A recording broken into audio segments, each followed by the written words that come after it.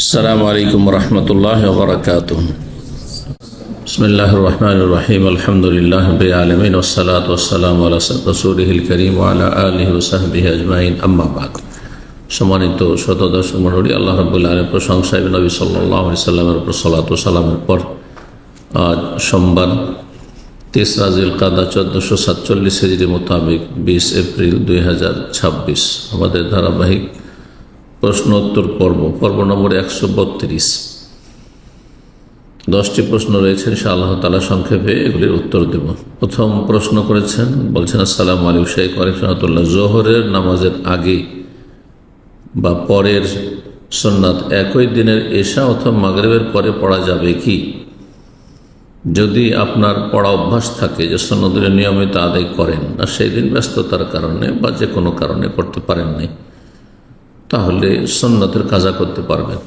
সুন্নতের কাজা করা যেতে পারে, যত তাড়াতাড়ি করবে তত ভালো। নবী সাল্লাল্লাহু আলাইহি সাল্লাম জোহরের সুন্নতগুলি আসর পরে আদায় করেছেন, ব্যস্ততা এই সময় পাননি। প্রতিনিধি দল এসেছিল দিন ইসলাম সম্পর্কে কথা বলার জন্য, আসর পর্যন্ত ব্যস্ত থেকে আসর সালাতের পরে পড়েছেন। অথচ আসর সালাতের পরের সময়টি হচ্ছে এমনি নফল পড়ার ক্ষেত্রে নিষিদ্ধ অক্ত, তবে কারণগত সালাত পড়া যাবে, কাজা সালাত পড়া যাবে, এটি প্রমাণ করে। সুতরাং আপনি এশা পরেও বা মাগরিব পরে পড়তে পারবেন কাজা নামাজ, কাজা সুন্নাত। কিন্তু যাদের অভ্যাস নেই, অনেকে শুধু ফরজ পড়ে, তারা আগে থেকে তো অভ্যাস নেই আর নিয়ত নেই, সুতরাং আর কাজা নেই তাদের। 2 নম্বর প্রশ্ন বলছেন, আসসালামু আলাইকুম শেখ ওয়ারাহমাতুল্লাহ, আমার কিছু স্বর্ণ রয়েছে যেগুলো স্বর্ণের দিক দিয়ে নেশাব ধরলে জাকাত ফরজ হয়নি, কিন্তু রূপার দিক দিয়ে নেশাব ধরলে জাকাত ফরজ হয়েছে। এখন আমি কি স্বর্ণের নেশাব ধরবো নাকি রূপার? স্বর্ণের ক্ষেত্রে স্বর্ণের নেশাব ধরবেন, সোনার নেশাব সোনাই হবে, 7.5 ভরি, রূপায় ধরবেন না। আর টাকা পয়সা, যে কোনো দেশের টাকা পয়সার নেশাব হচ্ছে রূপা, জি, কারণ কাগজের টাকা রূপার টাকার বিকল্প হিসাবে এসেছে এবং এতে গরিবের ফায়দা বেশি রয়েছে। একজন বলল স্বর্ণ থাকলে রূপার নেশাব ধরতে পারবো না, ধরার দরকারই নেই, কেন? আপনার ফরজই হয়নি। যদি রূপা না থাকে, রূপা থাকলেও অসুবিধা নেই, রূপা আছে অথবা আপনার টাকা আছে আর তাতে নেশাবে পৌঁছে গেছে রূপা হিসাবে, তখন আপনি তাতে জাকাত দেবেন। জি, 7.5 ভরি যদি স্বর্ণ হয়ে যায় তখন জাকাত দেবেন, আর না হলে নফল সাদাকা হবে। 3 নম্বর প্রশ্ন বলছেন, আসসালামু আলাইকুম শেখ ওয়ারাহমাতুল্লাহ, আমি সালাফি মানহাজ যথাসম্ভব অনুসরণ করার চেষ্টা করি, আল্লাহ তৌফিক দান করুক। আমি গণতন্ত্রকে জায়েজ মনে করি না, জামাতে ইসলামকেও সাপোর্ট করি না। আলহামদুলিল্লাহ, আল্লাহ আরও বাড়িয়ে দেন এবং অবিচল রাখুন হকের পথে। কিন্তু বড় খারাপ থেকে বাঁচার জন্য আপাতত ছাত্রদের দল অথবা জামাত ইসলামকে ভোট দিয়ে দেশের দুর্নীতি ও ন্যায় বিচার কিছুটা হলেও টিকিয়ে রাখার জন্য ইলেকশনে ভোট দিতে পারবো, কোনো বিশেষ দলকে দিতে পারবেন না।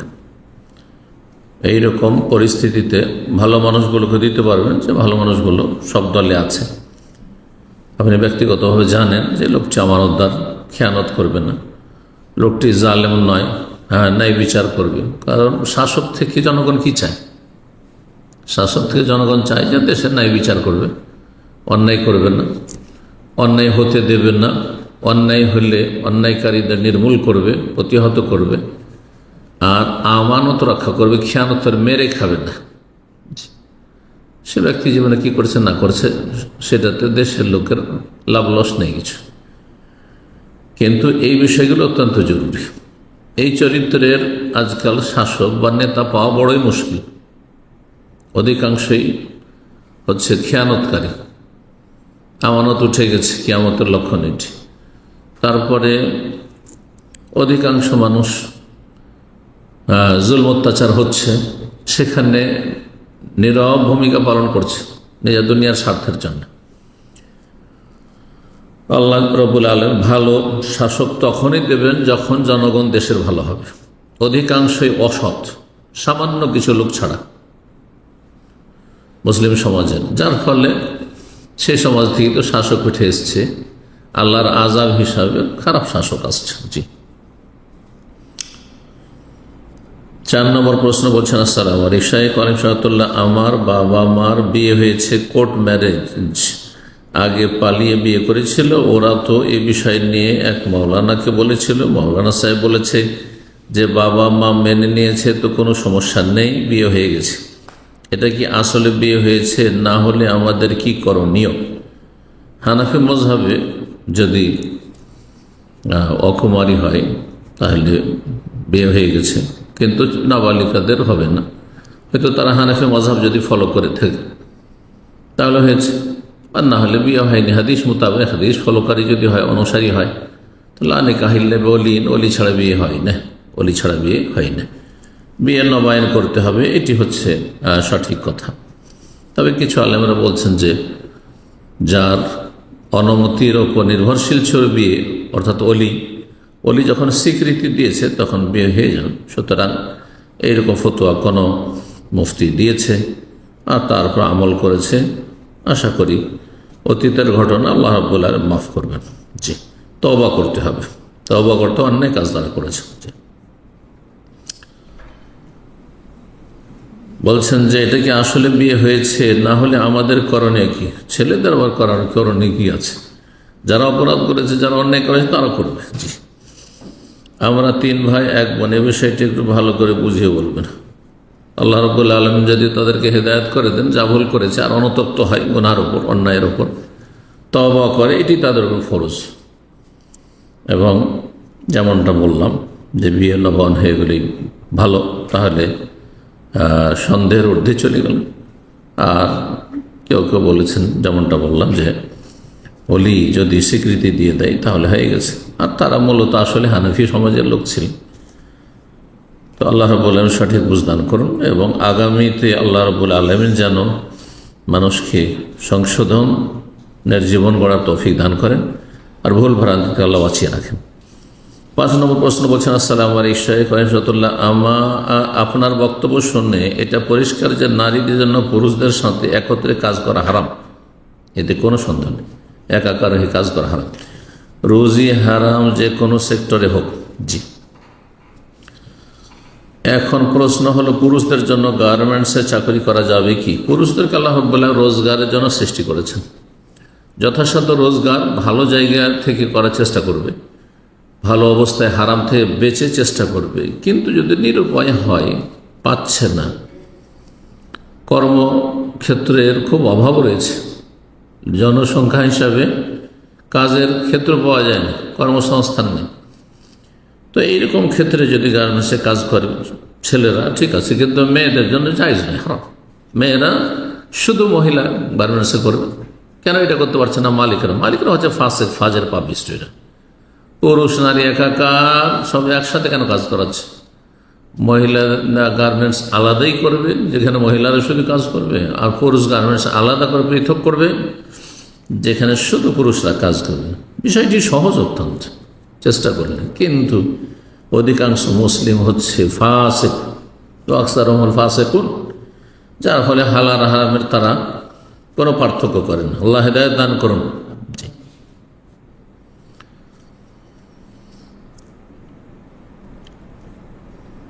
বলছেন যে এতে কি ইনকাম হালাল হবে নাকি হারাম?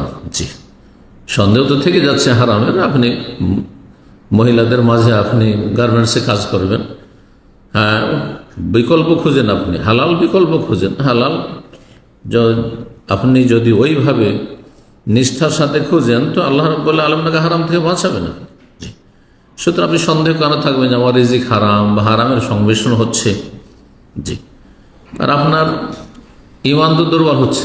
মহিলাদের মাঝে সবসময় যে চলাফেরা করে বসবাস করবে, তার তো ইমান কমজোর হবে।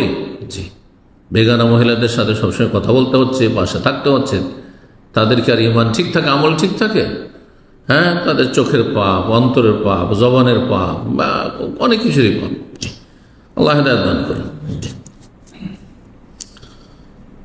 বলছেন যে কারণ আমি কয়েক বছর আগে আহলে হাদিস হয়েছি, আর আমি গার্মেন্টসে ছোট্ট একটা চাকরি করি, আর্থিক দিক থেকে তেমন ভালো না, মাস আনি মাস খাই, আল্লাহ বরকত দিক, এমন অবস্থা। তবে যদি জানি যে ইনকাম হারাম হচ্ছে তাহলে অবশ্যই ছেড়ে দেব।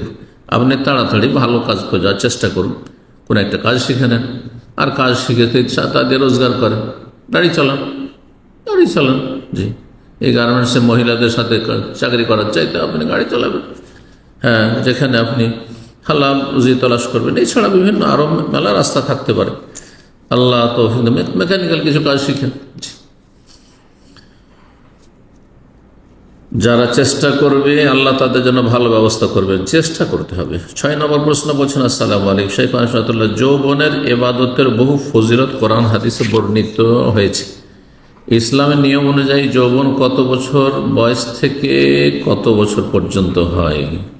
সাধারণত ছেলেরা 14-15 বছর যুবক হয়ে যায়, তখন থেকে যৌবন শুরু হয়ে গেল। হ্যাঁ, আর ইবাদত বন্দেগী আল্লাহর আদেশ নিষেধ পালন করা ফরজ হয়ে গেল, মুকাল্লাফ হয়ে গেল।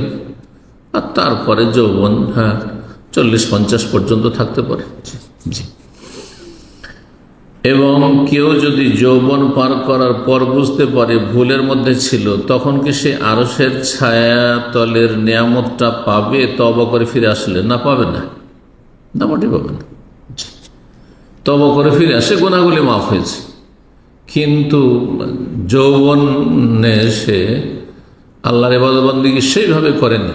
শাবুন নাশা ফি ইবাদাতিল্লাহ, নবী সাল্লাল্লাহু আলাইহি ওয়াসাল্লাম বলছেন যে ওই শ্রেণীর যুবক যারা নাশা ফি ইবাদাতিল্লাহ, যারা বেড়ে উঠেছে আল্লাহর ইবাদত, 7 বছর 8 বছর 9 বছর বয়স থেকেই সালাতের তরবিয়ত নিয়েছে অভিভাবকের কাছে, আর তারপরে 10 বছরে নিয়মিত আদায় করা শুরু করেছে, যদিও ফরজ হয়নি, সাবালক হইতে একবারে পাবন্দির সাথে ফরজ ইবাদত বন্দী করেছে। জি, তাদের ফজিলত অন্যরা পাবে না, যতই তওবা করুক না কেন। জি, কিন্তু জান্নাতি হবে ইনশাআল্লাহ। যারা তওবা করেনি আল্লাহ মাফ করে দেবেন এবং জান্নাতি হবে। জি, কিন্তু খালেস তওবা হইতে হবে। 7 নম্বর প্রশ্ন বলছেন, আসসালামু আলাইকুম শেখ আশরাতুল্লাহ, আমার এক বন্ধু সমকামিতায় লিপ্ত, আল্লাহ হিদায়াত দান করুন। আল্লাহ রাব্বুল আলামিন এই ধরনের লোকের অনিষ্ট থেকে মুসলিম জাতিকে, মুসলিম ছেলে মেয়েদেরকে, মুসলিম পুরুষ নারীকে আল্লাহ হেফাজত করুন। এটি জঘন্যতম অপরাধ, আল্লাহর গজবকে ডেকে নিয়ে আসে।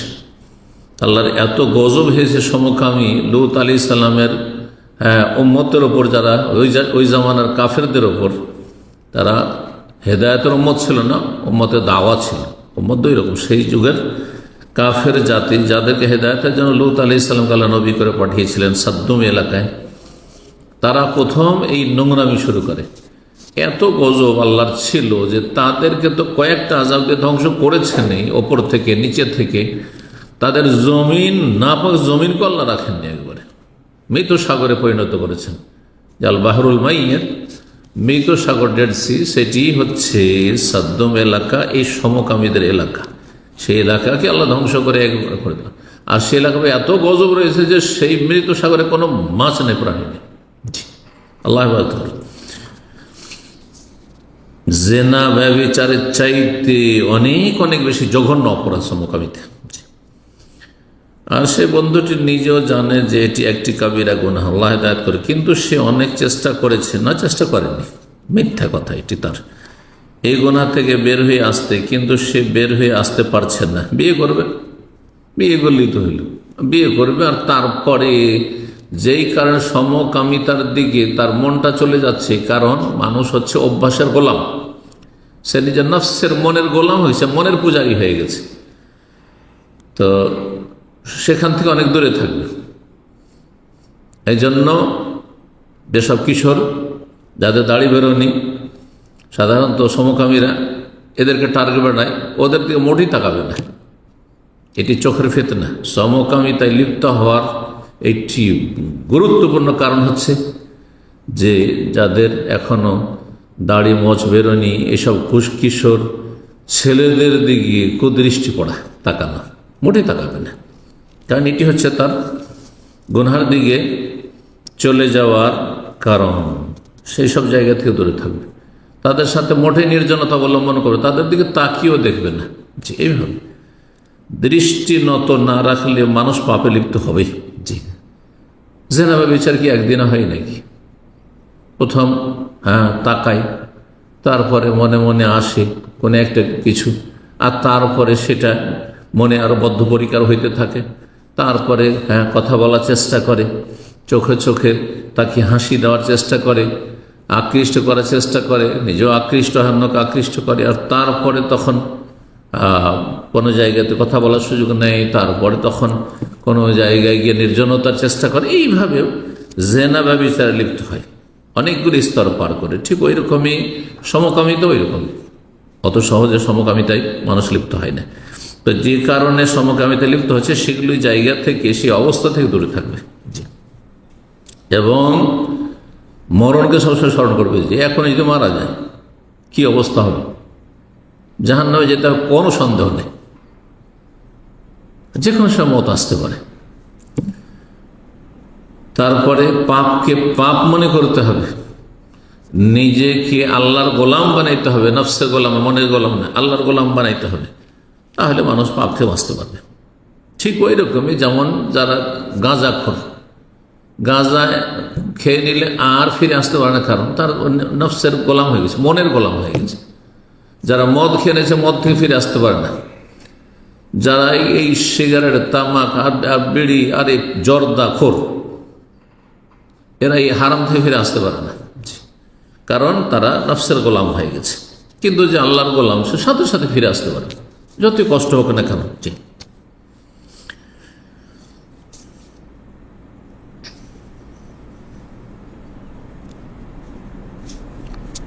8 নম্বর প্রশ্ন বলছেন, আসসালামু আলাইকুম শেখ আয়ুষাতুল্লাহ, দাদার বাবার বা পৈতৃক সকল সম্পত্তি কাগজে দাদার নামে রেকর্ডভুক্ত হয়, দাদার বোনদের কেউ ইন্তেকাল হয়েছে, আবার কারো খুঁজে পাওয়া যাচ্ছে না। অবশ্যই খুঁজে পাওয়া যাবে, দাদার বোনেরা তাদের ছেলে মেয়েরা আছেন, তলাশ করতে হবে। এটা কোন কথা হলো, দাদার ছেলে মেয়েদের খুঁজে পাওয়া যাবে না এই অবস্থা, বা বোনদের খুঁজে পাওয়া যাবে না এই অবস্থায় কি দাদার বোনদের ওয়ারিসদের হক আদায় করা এখনো শরীয়ত নেই, যে আমাদেরও ফরজ? জানছেন যে এই ধন সম্পদ আমার বাবার নাই, এটা আমার দাদার ছিল, আর দাদার বোন আছে, দাদার বোনের ছেলে মেয়েরা আছে, তাহলে অবশ্যই ফরজ। জানছেন যে এটা হারাম। জি, আর যাদের খুঁজে পাওয়া যাচ্ছে না তাদের ক্ষেত্রে করণীয় কি? খুঁজবেন যথাসাধ্য, এলাকায় গ্রামে জিজ্ঞাসা করেন, মুরব্বীদের জিজ্ঞাসা করবেন যে আমার দাদার যে বোনেরা ছিল ওরা কোথায়, বোনগুলোর বিয়ে ছিল কোথায় আছে, তলাশ করতে হবে, যথাসাধ্য চেষ্টা করতে হবে।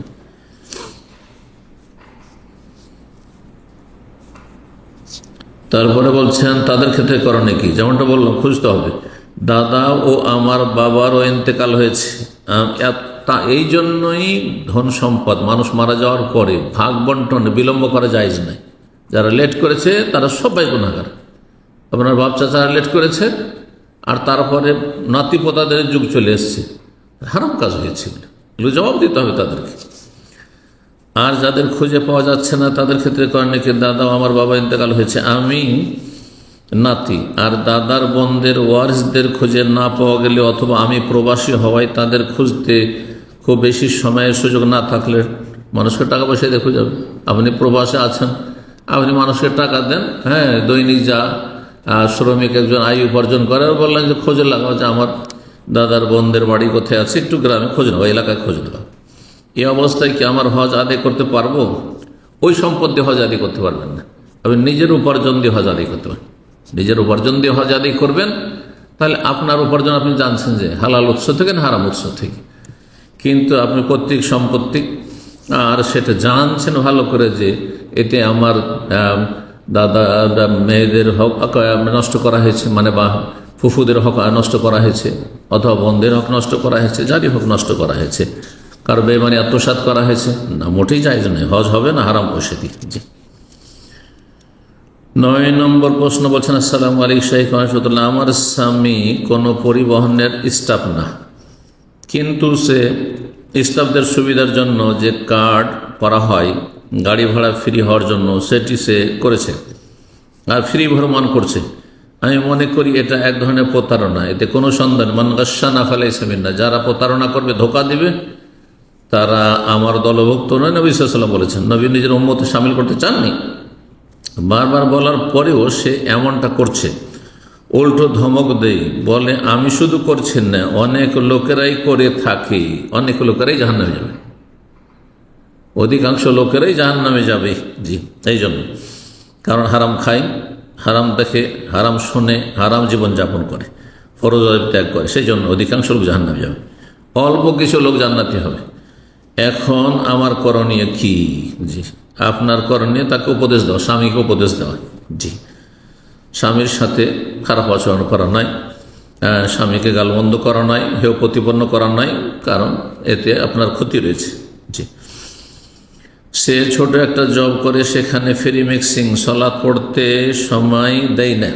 জি, যেই জায়গায় সালাত পড়তে সময় দেয় না সেখানে চাকরি করা জায়েজ নয়। তারপরে যেখানে ফ্রি মিক্সিং সেখানেও চাকরি করা জায়েজ নয়। চুপি চুপি করে সালাত পড়ে, জি ভালো কথা, সালাত পড়ে একটা ভালো গুণ, অবশ্যই খুব গুরুত্বপূর্ণ, ভালো। জি, আর তারপরে ভালো জায়গা খুঁজবে যেখানে প্রকাশ্যে সালাত পড়তে পারবে, কিন্তু ফরজ সালাতের টাইম নেবে। মালিক যদি সুন্নত পড়ার টাইম না দেয়, কোনো দোষের কথা নেই, দিচ্ছে না, বাড়িতে এসে পড়বেন। তবে তেমন সমস্যা হয় না। এমন করে সালাত পড়া কি ঠিক? হ্যাঁ, সালাত পড়তে হবে, সালাত পড়তে হবে না, চাকরি থাক আর না থাক। আর তারপরে প্রকাশ্যে না পড়তে পারলে, যেমন অনেক জামানে এমন গিয়েছে মুসলিমদের ওপর, স্পেনে একসময় গিয়েছে, রাশিয়াতে গিয়েছে, সোভিয়েত ইউনিয়নে গিয়েছে, চায়নায় গিয়েছে, কমিউনিস্ট জালেমদের দেশে, যে সেখানে ইসলাম চর্চা করা নিষিদ্ধ ছিল কঠোরভাবে। আর সেটিকে খুব বড় অপরাধ মনে করা হয়তো। এই কাফের জালেমরা না সালাত আদায় করতে দিত, না কোরআন পড়তে দিত, না ইসলামী শিক্ষা না হাসিল করতে দিত, বরং তার জন্য মৃত্যুদণ্ড ছিল। তখন তারা লুকিয়ে লুকিয়ে সালাত পড়েছে, লুকিয়ে লুকিয়ে সালাত পড়েছে। জি, অবশ্যই সালাত পড়তে হবে। জি, জব খুঁজতে গিয়ে বেকারত্ব হয়ে বিদেশে যাওয়ার জন্য প্ল্যান করে প্রায় 4 লাখ টাকা ঋণ হয়েছে। এখন আমাদের করণীয় কি? যথাসাধ্য আল্লাহকে ভয় করবেন এবং গুনাহ থেকে বাঁচার চেষ্টা করবেন। আর যদি এমনটা হয় যে সংসার চালাতে একেবারে পারছেন না, আর কাজও খুঁজে পাচ্ছেন না, তো আপাতত সেখানে মিক্সিং থাকলেও পুরুষরা চাকরি করবেন এবং আল্লাহর কাছে দোয়া করবেন, আর অন্তর থেকে আল্লাহর কাছে চাইলে অবশ্যই আল্লাহ সহজ করবেন। 10 নম্বর সর্বশেষ প্রশ্ন বলছেন, আসসালামু আলাইকুম শাইখ রহমতুল্লাহ, এক ভাই কিছুটা দিনের পথে এসেছেন, আল্লাহ আরও বেশি তৌফিক দান করেন। এর আগে তিনি সালাত পড়তেন না, সিয়ামও রাখতেন না, ইসলামের কোনো বিধান মানত না, হারাম উপার্জন, নারীদের সাথে একসাথে কাজ, শুকর মাংস দিয়ে খাবার তৈরি, ইটালি কালচার অনুযায়ী ইত্যাদি, আরও বিভিন্ন পাপ, নারী সংক্রান্ত, এসব জঘন্য পাপকে পাপই মনে করেনি, সে নাকি তখনও ভালো মুসলিম ছিল। নাউজুবিল্লাহ, আল্লাহ হিদায়াত করুন। সেই যদি ভালো মুসলিম হয় তাহলে ভালোর আর কে, তাহলে তো অমুসলিমগুলোকে মুসলিম বানিয়ে দিতে হবে। এরা হচ্ছে পাপিষ্ট মুসলিম, ফাসিক। যারা হারামে জড়িয়ে রয়েছে তারা হচ্ছে ফাসিক। যার জীবনে যত বেশি হারাম পাপ রয়েছে তত বড় ফাসিক। এই জন্য কাফের হচ্ছে সবচেয়ে বড় ফাসিক। আল্লাহ বলছে, ইন্নাল্লাহ লা ইয়াহদিল কওমাল ফাসিকিন। ফাসিক সম্প্রদায়কে, পাপিষ্টদেরকে আল্লাহ হিদায়াত করেন না, যে পাপ ছাড়ার চেষ্টা করে না, কারণ তার জ্ঞান ছিল না। জ্ঞান থাক না থাক, জ্ঞান ছিল না, একজন মুসলিমের জ্ঞান ছিল না যেগুলো হারাম, অবশ্যই জানেন। দয়া করে উত্তরটা জানাবেন। যাকে অতীতে যা হয়েছে, তিনি এখনও হারাম উপার্জন করেন, সে যেন আল্লাহকে ভয় করেন, না হলে জাহান্নামে যেতে হবে। নবী সাল্লাল্লাহু আলাইহি ওয়াসাল্লাম বলেছেন, আইয়ুমা লাহমিন নাবাত মিন সুহত, যে কোনো গোস্ত, রক্ত তৈরি হবে, শরীর তৈরি হবে হারাম খেয়ে, হারাম উপার্জন করে, ফান্নার আউলা বিহি, জাহান্নাম বেশি হক রাখে, জাহান্নামের আগুনে যেতে হবে। আল্লাহ বোঝার তৌফিক দান করেন, সংশোধনের তৌফিক দান করেন, সকলকে হেদায়েত দান করেন, এবং আল্লাহ রাব্বুল মুসলিম পরিবেশে জীবনযাপনের তৌফিক দান করেন। ঈমান ইসলামকে রক্ষা করা আল্লাহ যেন সহজ করেন, সমস্ত অনিষ্ট থেকে আল্লাহ হেফাজত করেন। সুবহান রাব্বিকা রাব্বিল ইজ্জাতি আম্মা ইয়াসিফুন ওয়া সালামুন আলাল মুরসালিন ওয়া আলহামদুলিল্লাহি রাব্বিল আলামিন।